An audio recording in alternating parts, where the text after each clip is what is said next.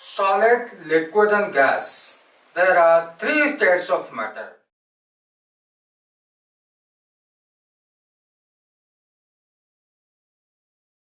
Solid foods, cereals, fruits and vegetables.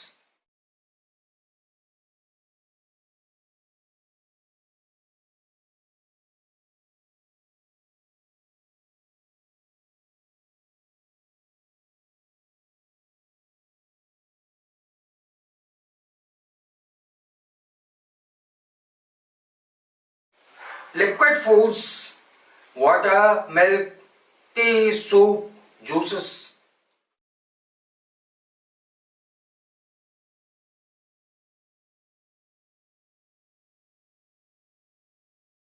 Gaseous foods, food gases state में exist नहीं करता.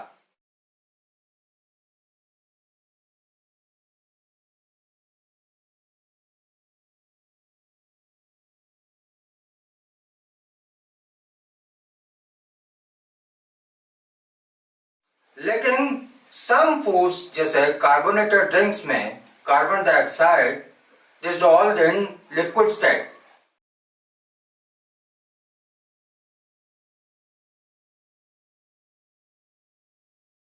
हमारे बॉडी में gaseous exchange takes place in millions of alveoli in lungs.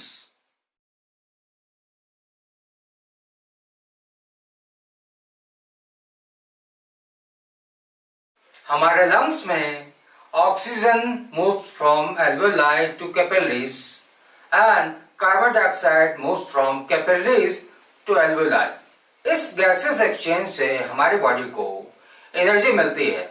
इसीलिए इसको gases form of आहार यानी डाइट कहा जा सकता है.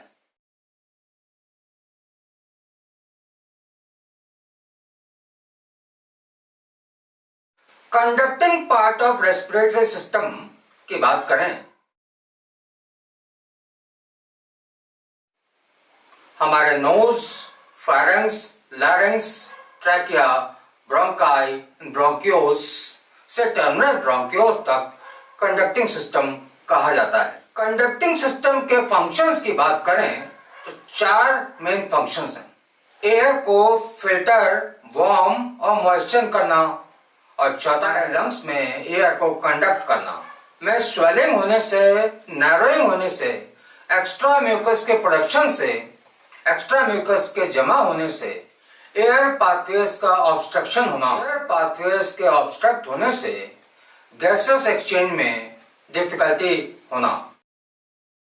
हाय friends, I am doctor Rajendra Pathak and welcome back to my channel being healthy.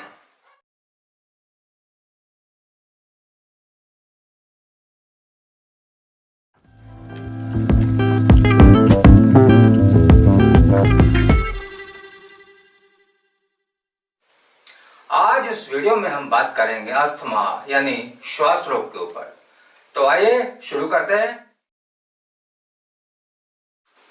Asthma में हमारे ब्रोंकियोल्स में इन्फ्लेमेशन होना, नैरोइंग होना, एक्स्ट्रा म्यूकस प्रोडक्शन से एयरवेज के ब्लॉक होने को बचाने के लिए चार उपाय.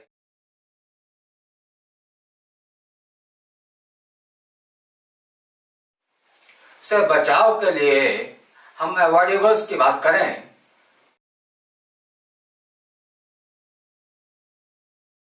अवॉइडेबल सेक्शन में सबसे पहला है quit smoking.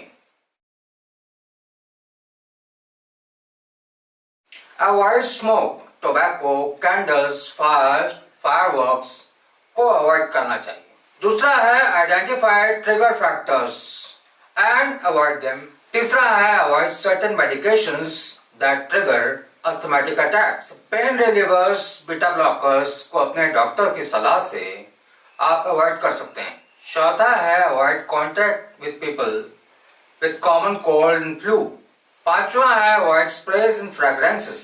Sixth is beer, wine, potatoes, dry fruits में सल्फाइड कंपोनेंट होते हैं जो हमारे अस्थमैटिक अटैक को हमारी बॉडी में ट्रिगर अप कर सकते हैं, तो उन्हें अवॉइड करना चाहिए.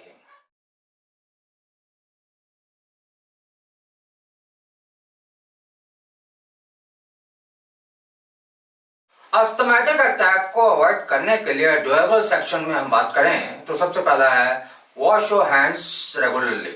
दूसरा है wash bed sheet, pillows and blanket. 103 degree Fahrenheit temperature पे वार्म वॉश करने से रूम ह्यूमिडिटी को 30% से 50% के बीच मेंटेन करना। रेगुलर वैक्यूमिंग, डिशेस को क्लीन करना, फूड्स को क्लोज कंटेनर में स्टोर करना, ट्रैश को क्लोज कंटेनर्स में स्टोर करना।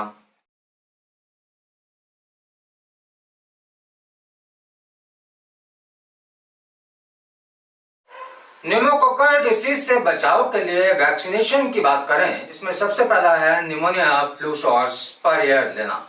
PCV15, PCV20 ये न्यूमोकोकल कॉन्जुगेट वैक्सीन हैं, जबकि PPSV23 न्यूमोकोकल पॉलीसैकेराइड वैक्सीन है। अपने हेल्थ केयर प्रोवाइडर की सलाह से वैक्सीनेशन जरूर कराना चाहिए। दूसरा है DPT वैक्सीन यानी diphtheria, whooping cough and tetanus के रोकथाम के लिए। तीसरा है जोस्टर वैक्सीन, शिंजल्स यानी हर्पेस जोस्टर से बचाव के लिए। दूसरा है इम्यूनोथेरेपी यानी एलर्जिक शॉट्स।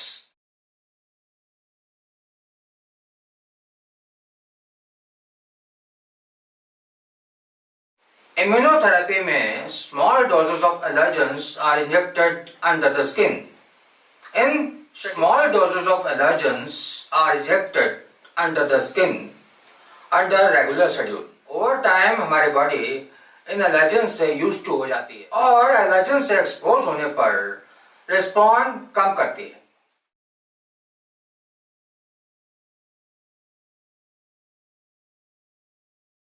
उपायों की बात करें तो एंटी इंफ्लेमेटरी, ब्रोंकोडायलेटरी, म्यूकोलिटिक्स, एक्सपेक्टोरेंट ये 4 प्रॉपर्टी होनी चाहिए अस्थमा के सिम्टम्स को सबसाइड करने के लिए।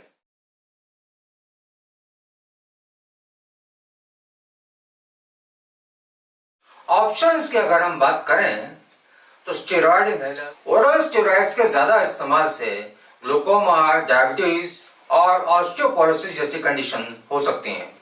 लाबा यानी long acting beta agonists, vitamin D supplements and oxygen inhalation if required.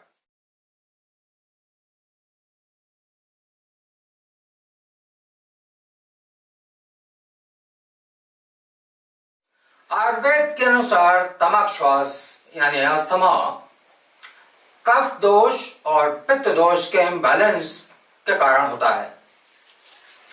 कफ दोष और पित्त दोष के इम्बैलेंस को करेक्ट करने के लिए हमारे पास ऑप्शंस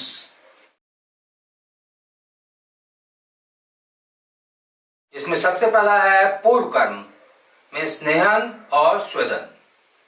स्नेहन मीन्स इंटरनल ऑयलेशन के लिए स्नेहपान और अभ्यंग यानी बॉडी का मसाज, खासतौर पे चेस्ट में मसाज करना। स्नेहपान और अभ्यंग के लिए संध्यवादी तेल का प्रयोग किया जाता है। दूसरा है वमन यानी थेरेपेटिक इमेसिस।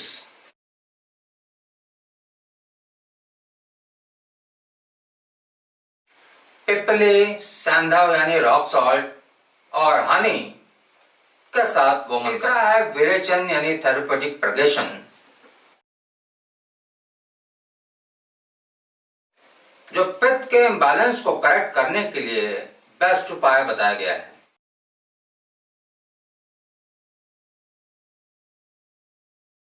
चौथा है रसायन सेवन यानी इम्यूनोमोड्यूलेटरी हर्ब्स का सेवन।